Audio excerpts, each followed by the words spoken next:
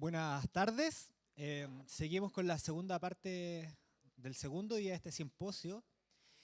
Y hoy tenemos una charla bastante interesante. Se ha hablado mucho acerca de que la conservación de carnívoros tiene que ser una disciplina interdisciplinaria. Y qué mejor ejemplo que hoy tener entre nosotros a Ruth Acuña, que es geógrafa de la Universidad de Chile.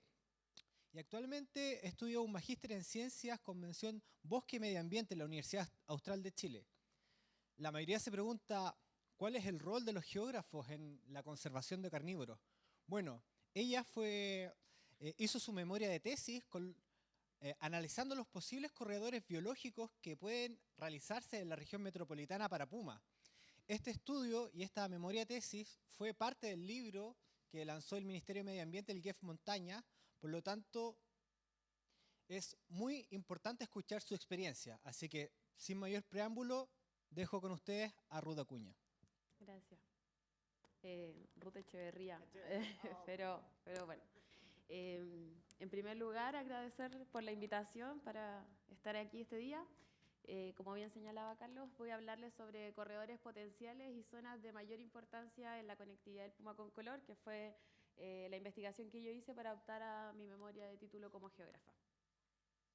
Bueno, a modo de introducción, he sabido que actividades antrópicas como la agricultura, la actividad forestal, la actividad inmobiliaria y el desarrollo de carreteras han fragmentado un paisaje que se encontraba previamente conectado.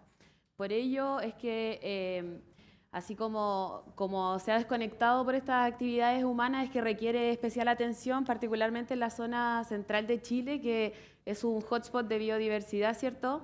Y que esta combinación de actividades humanas ha generado una alta presión debido al intensivo uso que tiene la matriz del paisaje, ¿verdad? Por lo tanto, lo que yo hago en este trabajo es estudiar la conectividad ecológica, que es el grado en que el paisaje facilita o impide el movimiento de las especies entre distintos nodos de recursos. Dentro de eso, analicé dos líneas de investigación, que es por un lado la conectividad estructural y por otro lado la conectividad funcional, en el sentido de que la conectividad estructural se refiere a las relaciones y conexiones físicas dentro del paisaje.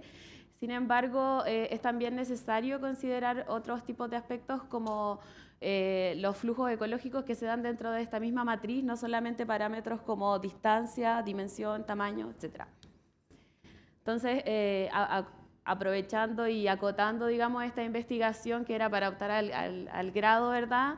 Existen y averigüé sobre distintos tipos de métodos y herramientas que permitían hacer este tipo de modelaciones, desde índices espaciales sencillos, como mencionaba previamente, como las distancias entre un nodo y otro, hasta también modelos de poblaciones y de metapoblaciones que son muchísimo más complejos. Por tanto, lo que decidí hacer en ese entonces fue utilizar el método de grafos. Y la estructura de grafos es aquella que analiza el paisaje considerando el paisaje como una gran matriz que contiene parches que son homólogos entre sí, tienen las mismas componentes bióticas, y también existen corredores que conectan estos distintos parches. Entonces, ¿cómo evalúo esta conectividad a propósito de este supuesto que ya les planteo, ¿verdad?, de la matriz parche-corredor, a partir de algo que le llamamos la ruta de menor costo?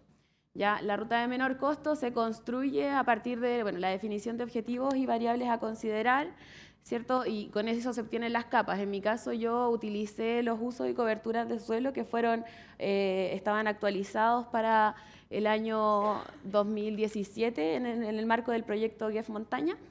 Y utilicé también coberturas bioclimáticas para hacer una modelación de nicho ecológico.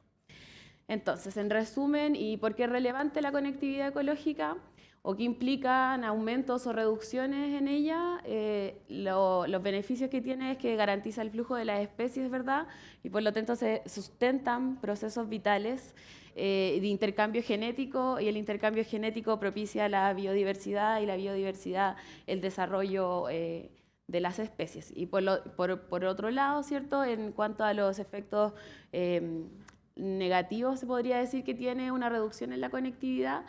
es la discontinuidad de la especie en el paisaje, ¿verdad? Que la matriz de desplazamiento se modifica y por lo tanto todo lo contrario a lo que ya les señalaba, que es reducir el intercambio genético y al reducir el intercambio genético el desarrollo de las especies.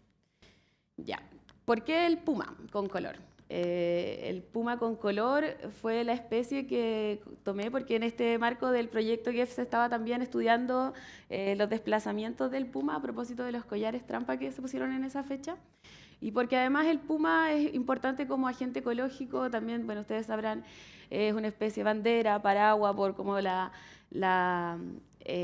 muy carismático también, entonces se utiliza mucho y porque además se encuentra por sobre la cadena trófica, ¿verdad? Entonces proteger, y como tiene un gran rango de dispersión, proteger al puma implica proteger otras especies también que están dentro de este paraguas. En este estudio, por ejemplo, se habla de que el puma recorre aproximadamente 10 kilómetros, hay algunos ejemplares que recorren hasta 20 kilómetros diarios, y en promedio es como el rango de hogares de 157 kilómetros cuadrados. Perdón. Bueno, acá hubo estas publicaciones del año 2020, cuando comenzó la pandemia, del estudio de los collares que yo les mencionaba, de donde el puma había recorrido 2.000 kilómetros en 13 meses acá en la región metropolitana.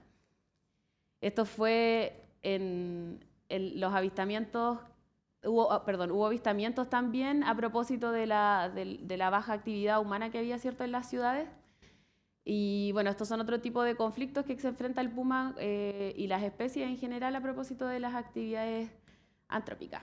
Bueno, utilizando eso como introducción, el objetivo de esta investigación era analizar las zonas de mayor importancia en la conectividad y para ello identificar el nicho ecológico del puma y también evaluar los corredores potenciales que hay dentro de la matriz del paisaje. El área de estudio que se consideró es el área del proyecto GEF, que son todas las comunas de la región metropolitana, como también algunas de la quinta región, que considera todos los corredores de montaña que existen entre los Andes y la costa. Bueno, la metodología que utilicé para esto fue, como el objetivo era llegar a las zonas de mayor importancia en la conectividad, para ello había que diseñar corredores, y había que diseñar nodos.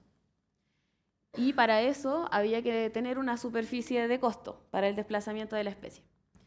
Entonces, para hacer esto, comencé modelando el nicho preliminar del puma a partir de puntos de avistamiento del GBIF. En este caso consideré todos los puntos que habían a nivel continental, porque la disponibilidad de información a nivel nacional era muy poca. Posteriormente hice algunas correcciones estadísticas para poder limpiar esta base de datos y las observaciones que de repente están repetidas, y con eso llegué a un modelo final de nicho que lo validamos por medio de una consulta a expertos. Dentro de esas expertas estaba Petra Valem, Nicolás Lagos y Camila Duner. Hicimos un panel donde conversamos sobre la construcción de los nodos para el nicho ecológico del puma. Entonces, a partir de la superficie y coberturas de uso de suelo, definimos las que eran compatibles y las que no eran compatibles, porque no es compatible bajo ningún caso que un puma esté en un aeropuerto, esté en un mall, bueno, estuve en la ciudad en la pandemia, pero porque estaba muy próximo a la montaña, ¿verdad? Pero en general no es por donde transita. Posterior a eso, el resultado que obtuve en la distribución era muy alto porque la escala de trabajo lo era.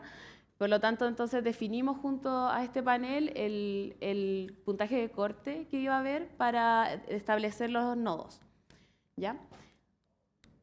Finalmente, la superficie de costo también la trabajamos a partir de una propuesta que fuimos modificando. Entonces, a cada superficie, a cada píxel del paisaje se le asigna un valor. Entonces, por ejemplo, los valores de menor costo para su desplazamiento está el bosque y el renoval nativo, Las Vegas. Después le siguen otro tipo de suelos vegetacionales como los matorrales, afloramientos rocosos, plantaciones, o sea, paisajes que se encuentran poco intervenidos. Y así subiendo los costos hasta llegar, por ejemplo, el color azul es el más costoso, que son las carreteras, zonas portuarias, lo que les señalaba recientemente.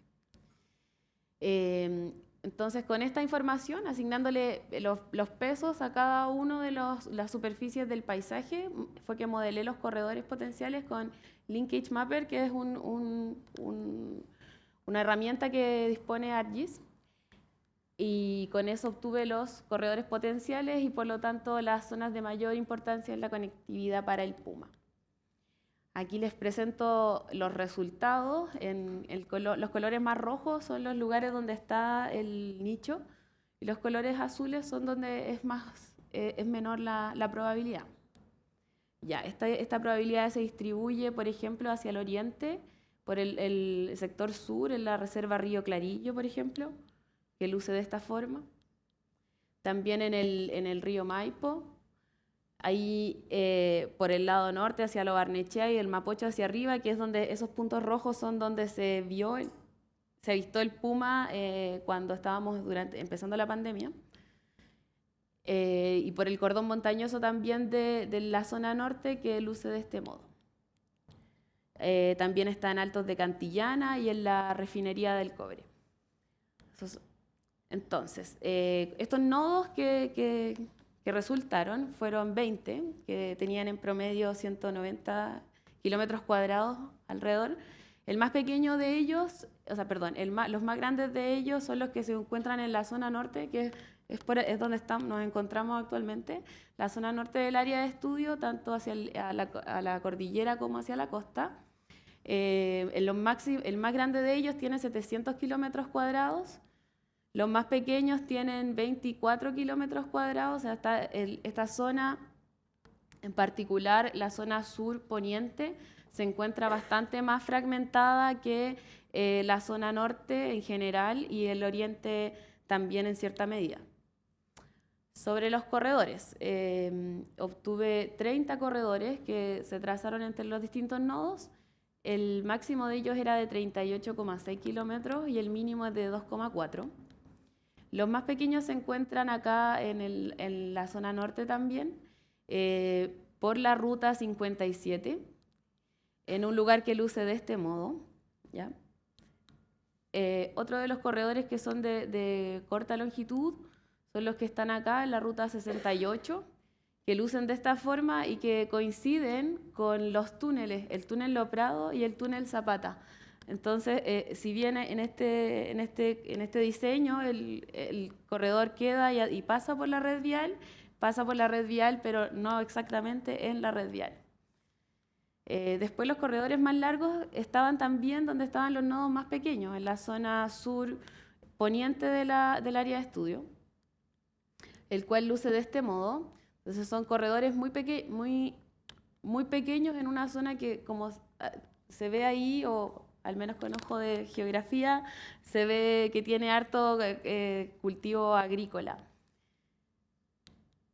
Una cosa muy interesante que resultó de acá es que la zona que está señalada no tiene ningún corredor y está muy cerca, estamos muy próximos uno del otro. Sin embargo, la superficie de costo que divide esos nodos es muy alta porque esa es una zona agrícola, profundamente agrícola, tiene también muchas viviendas de baja altura, pero a lo que voy es que están altamente intervenidas.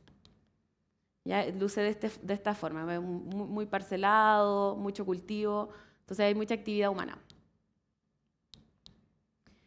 Y uno de los otros corredores que queda más hacia la cordillera de la costa es un ejemplo que en una zona, como pueden ver acá, da la vuelta más larga porque el paisaje se lo facilita. Entonces, a partir de estos resultados, hice un análisis que se llama densidad de kernel para ver dónde estaba la mayor concentración de nodos, la mayor concentración de corredores. Y la mayor concentración de corredores se da precisamente en el eje central de la región, donde hay grandes carreteras. Por ejemplo, hacia el sur está el Paso Angostura, que se ve ahí, el cual es una distancia muy larga la de estos corredores, hay un túnel, pero también hay una infraestructura de transporte de este tipo. Entonces, aquí hay corredores de larga distancia y además hay una barrera natural, una barrera humana que dificulta aún más el desplazamiento. Bueno, para ir cerrando y abriendo la discusión y las conclusiones de este trabajo, vuelvo a la noticia del puma que recorrió más de 2.000 kilómetros, porque hasta el momento en que yo terminé esta investigación no estaban publicados aún y no estaban disponibles los datos de los collares trampa que se le habían puesto al puma. Pero esta información yo la georreferencié y la comparamos con los resultados de mi investigación, que es completamente... no es en base como a pruebas concretas, ¿verdad? Pero coincidía el corredor negro que se ve ahí, es el recorrido que realizó el puma en este tiempo y coincide precisamente con los polígonos de mayor tamaño que fueron nodos para el puma, y también coincide con los corredores que se trazaron en este sector. Por ejemplo, el que está acá, en la zona norte. La línea roja responde al recorrido del puma. Esto es una georreferenciación que tiene rango de error. Entonces, probable que esta especie utilice o atraviese las carreteras, pero buscando estos espacios que son más facilitadores y no lo llevan a enfrentarse directamente a los vehículos. Entonces, así es como luce este sector. Otro lugar por el que también se desplazó este ejemplar fue lo que le mostraba la ruta 68, que es en el túnel Zapata. Y también, bueno, la referenciación indica que va por la carretera, sin embargo, yo concluyo que en realidad se desplaza y el mismo comportamiento que les señalaba recientemente. Entonces, a partir de esto, surge la idea y la reflexión de que ante un paisaje que está profundamente fragmentado y del cual tenemos evidencia de ello y hemos hablado y oído mucho, buscar soluciones pensadas en la naturaleza, considerando que no podemos limitarnos al desarrollo de la carretera, al desarrollo de la infraestructura humana, sin embargo, buscar propuestas que vayan a dar una solución a la conectividad de las especies, como se puede ver en esta fotografía. Acá, bueno, este otro corredor que me llamaba mucho la atención por el lugar donde queda, y pensaba, puede haber soluciones de este tipo. Lógicamente esto está orientado en el puma y otras especies a las que quizás no le beneficia tanto, pero estas son como algunas ideas que se pueden trabajar para dar solución a este problema.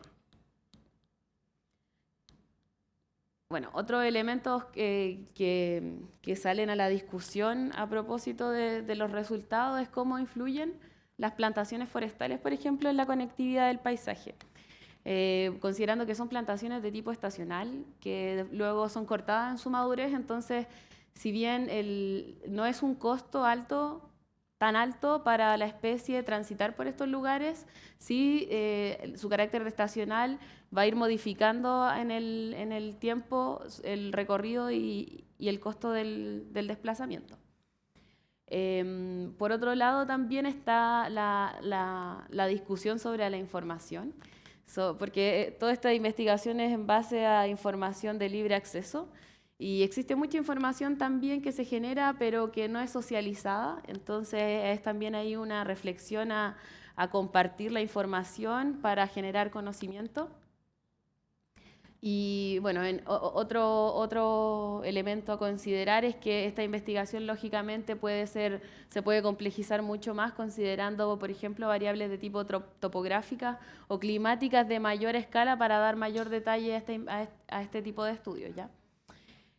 Sin embargo, me quedo con que el resultado hay una alta probabilidad de distribución de la especie en esta zona, que existen aún nodos que son de gran tamaño y que pueden contribuir a la conservación de la especie en el lugar. Entonces, si bien las carreteras pueden constituir grandes barreras para su desplazamiento, aún así tenemos opciones y tenemos formas de ver y de pensar la naturaleza a la conservación.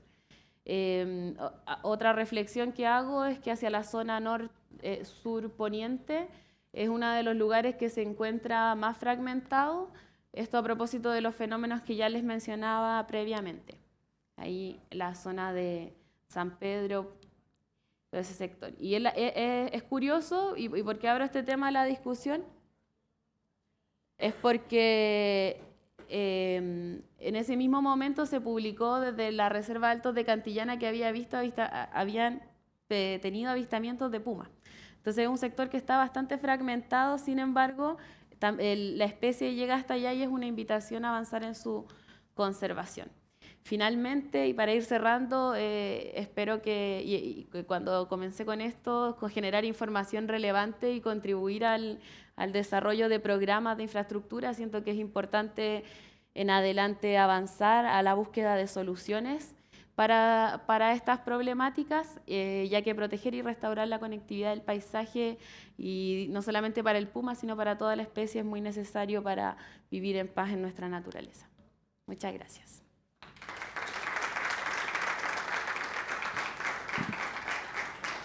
Muchas gracias, Ruth. ¿Hay preguntas? Sí, empecemos por ahí. Permiso, voy a... Ah, ahí va.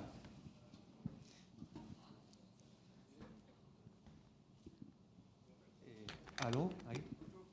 Hola, Ruth. Hola. Muchas gracias por tu presentación y muy interesante los resultados y un poco como esa concordancia un poco con los datos que tenía de los collares puma con tu nicho, o sea, con tu mapa de Maxent, ¿cierto?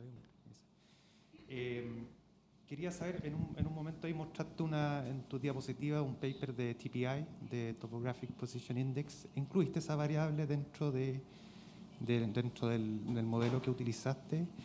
Y si en algún momento también consideraron, porque no sé si lo perdí ahí, hay datos ecológicos propios del puma como especie que se incorporaron también al modelo de nicho, o solamente ocupaste WorldClim.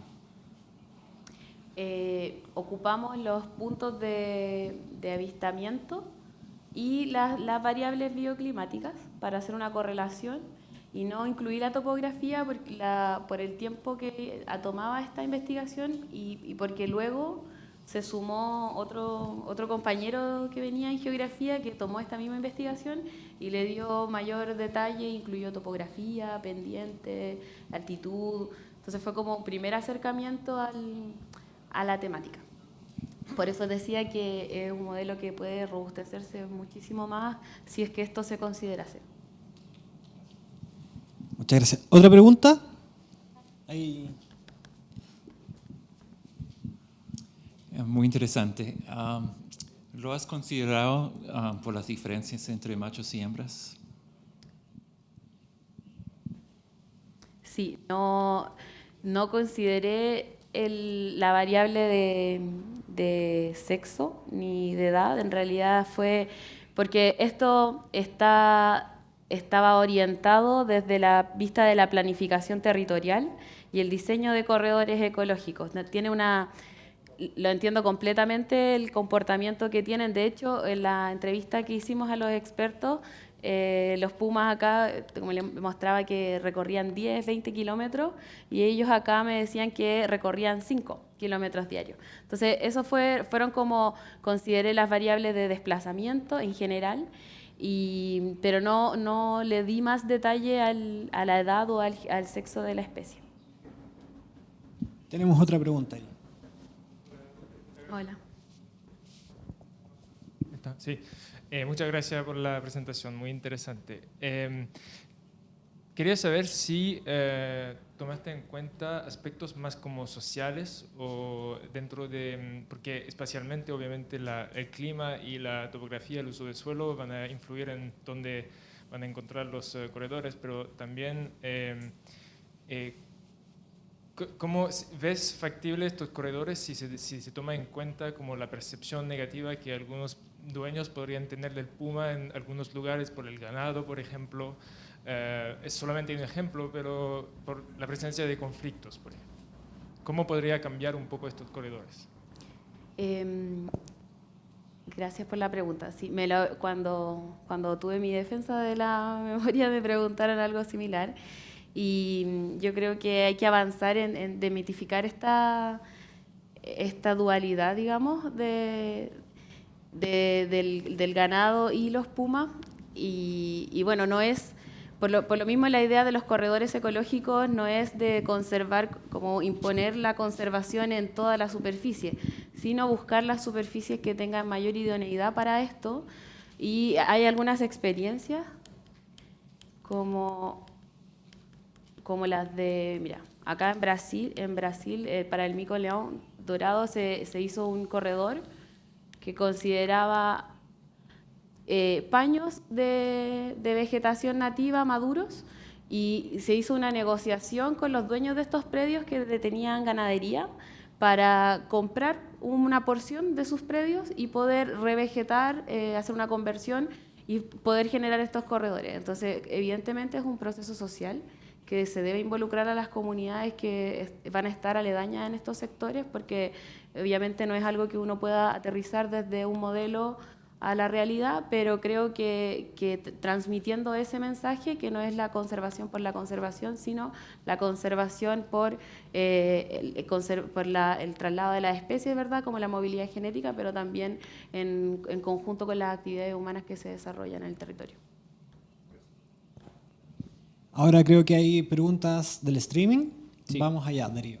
Ruth, buenos días, gracias por la presentación. Tenemos una pregunta de Olver Leonardo Llanos Villegas desde Caqueta, Colombia. La pregunta es si es que ¿por cuánto tiempo se monitorearon o monitoreó el puma durante tu estudio y si eventualmente eso puede haber afectado también el resultado? No procede la pregunta porque no fue con eso. Ya. Dato. ¿Está bien?